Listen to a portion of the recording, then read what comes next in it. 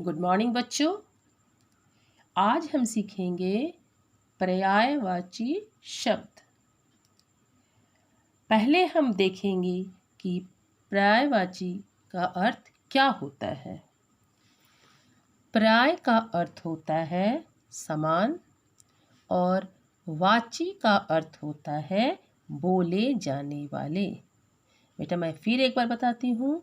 पर्याय का अर्थ होता है समान, वाची का अर्थ होता है बोले जाने वाले। तो अब आप सब समझ गए होंगे कि पर्यायवाची का अर्थ क्या होता है।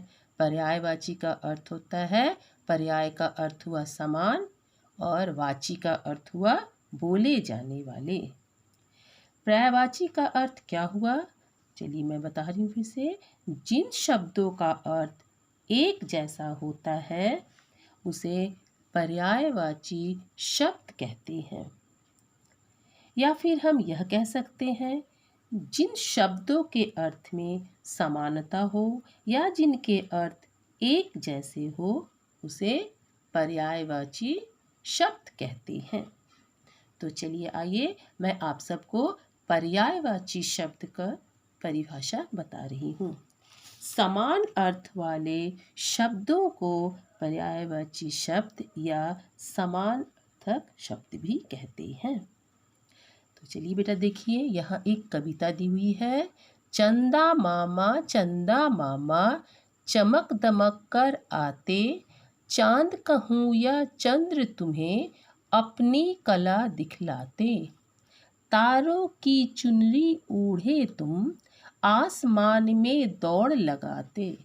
कभी छोटे कभी बड़े तुम, हम कुछ समझ न पाते। मेरे प्यारे चंद्रमा तुम हर पल क्यों मुस्काते। तो देखिए बेटा एक कविता लिखी हुई है, ये चंदा मामा यानी चंद्रमा के ऊपर लिखी हुई है। तो आप सबने देखा कि यहाँ चंदा के बारे में बताया गया है। यहाँ चंद्रमा को चांद, चंद्र और चंद्रमा 3 शब्दों का प्रयोग किया गया है। देखिए मैं यहाँ पढ़ रही हूँ। ऊपर लिखी कविता में चांद को चंदा, चंद्र, चंद्रमा कहा गया है। इन तीनों शब्दों का अर्थ एक ही होता है, लेकिन इसे हम 3 नाम से पुकारते हैं। इन सब शब्दों का एक ही अर्थ है। ये शब्द एक दूसरे के पर्याय हैं। मैंने पहले बताया था पर्याय का अर्थ क्या होता है बेटा, समान। तो फिर देखिए एक बार यहाँ पर्यायवाची शब्द की परिभाषा लिखी हुई है। एक जैसे अर्थ वाले शब्द पर्यायवाची शब्द कहलाते हैं। पर्यायवाची शब्दों को समानार्थक शब्द भी कहा जाता है। यहाँ देखिए कुछ चित्रों के साथ पर्यायवाची शब्द लिखे हुए हैं। इस चित्र में देखिए ये किस चीज़ का चित्र है बेटा, यह फूल का चित्र है। यहाँ ढेर सारे फूल हैं। फूल को हम लोग सुमन, पुष्प या फूल कहते हैं। इन तीनों शब्दों का अर्थ एक ही होता है, लेकिन इसको हम सब 3 नाम से जानते हैं। हाँ बेटा एक बात ध्यान से सुने। बहुत समय ऐसा होता है कि जब हम लोग वाक्य बनाते हैं तो सुमन से वाक्य बन जाता है, और अगर वही पुष्प से आपको वाक्य बनाने के दिया जाए तो उससे अलग वाक्य होता है। एक शब्द का प्रयोग हर वाक्य में सही नहीं होता है, इसलिए वाक्य बनाते समय ये ध्यान रखना होगा। दूसरे चित्र में देखिए, यहाँ किस चीज़ का चित्र है बेटा, ये सूरज का चित्र है।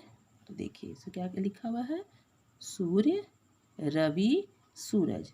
जैसे देखिए इसे हम लोग भानु भी कहते हैं, भास्कर भी कहते हैं, रवि भी कहते हैं। जैसे मैंने अभी वाक्य बनाने के बारे में समझाया आपको, सूरज है तो सूरज से हम वाक्य बनाएंगे सूरज चमकता है। अगर मान लीजिए भानु लिखा हुआ, तो अगर हम लिखेंगे भानु चमकता है तो ये वाक्य थोड़ा अटपटा सा लगता है, सुनने में अच्छा नहीं लगता है। तो इसलिए हर शब्द का प्रयोग उस शब्द के अनुसार ही करना चाहिए, ठीक है। यहाँ चित्र में देखिए पेड़ है, हरे भरे पेड़ हैं और ये पेड़ हिल रहे हैं, यानी कि हवा चल रही है, ठीक है।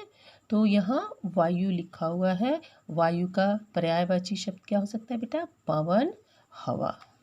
इस चित्र में देखिए यहाँ बादल का चित्र है, तो बादल का पर्यायवाची शब्द क्या होगा? मेघ घन। यहाँ एक स्त्री खड़ी है, तो यहाँ देखिए स्त्री का भी पर्यायवाची शब्द दिया हुआ है। स्त्री का पर्यायवाची शब्द क्या होगा? महिला, नारी। यहाँ आप चित्र देख रहे हैं, यह सुबह का समय है, पहाड़ के पीछे से सूरज निकल रहा है, आसमान में चिड़िया उड़ रही है। तो यह चित्र है, ये सुबह का चित्र है। तो सुबह का हम लोग प्रातः सवेरा भी कह सकते हैं। इस चित्र में देखिए, यहाँ चित्र किस चीज़ का है बेटा? यह पहाड़ का चित्र है। पहाड़ को हम लोग किस किस नाम से पुकार सकते हैं? पहाड़ को हम लोग पर्वत और शैल भी कह सकते हैं। नीचे देखिए इस चित्र में, यहाँ फिर देखिए एक बार, यह ऊपर किस चीज़ का चित्र है? ये आसमान है, नीचे पहाड़ है, पहाड़ के पीछे से सूरज निकल रहा है। तो इसमें हमें आसमान का पर्यायवाची बताना है। यहाँ लिखा हुआ नभ, नभ का पर्यायवाची क्या होगा बेटा? आकाश, गगन। यहाँ देखिए एक सरीसृप प्राणी है। सरीसृप का मतलब होता है बेटा जो छाती के बल रेंग कर चलता है। यानी ये किस जानवर का चित्र? ये सांप है। यहाँ देखिए लिखा हुआ है सर्प। सर्प को हम लोग और किस किस नाम से जानते हैं? सांप, नाग। यहाँ नीचे चित्र देखिए, यहाँ बहुत सारे हरे भरे क्या लगे हुए? पेड़ है, यानी कि यह बगीचा है। बगीचा में आपको पता है तरह तरह के पेड़ लगे होते हैं, ठीक है। तो बगीचा को हम लोग क्या कहते हैं? बाग कहते हैं। यहाँ बाग लिखा हुआ है, तो बाग का पर्यायवाची शब्द क्या होगा बेटा? उपवन, बगीचा। तो मैं उम्मीद करती हूँ आप सब बच्चे समझ गए होंगे कि पर्यायवाची शब्द किसे कहते हैं। समझ गए होंगे बेटा। पर्यायवाची शब्द का दूसरा नाम क्या होता है? मालूम होता है? समानार्थक शब्द, जो एक जैसा अर्थ बताता है, ठीक है। मैं फिर एक बार बता रही हूँ, पर्यायवाची का अर्थ, पर्याय का अर्थ होता है समान और वाची का अर्थ होता है बोले जाने वाले। तो आप सब समझ गए होंगे बेटा, ठीक है। इसे मैं समझा रही हूँ, अब ध्यान से सुने हो, ठीक है। बाय बेटा, धन्यवाद।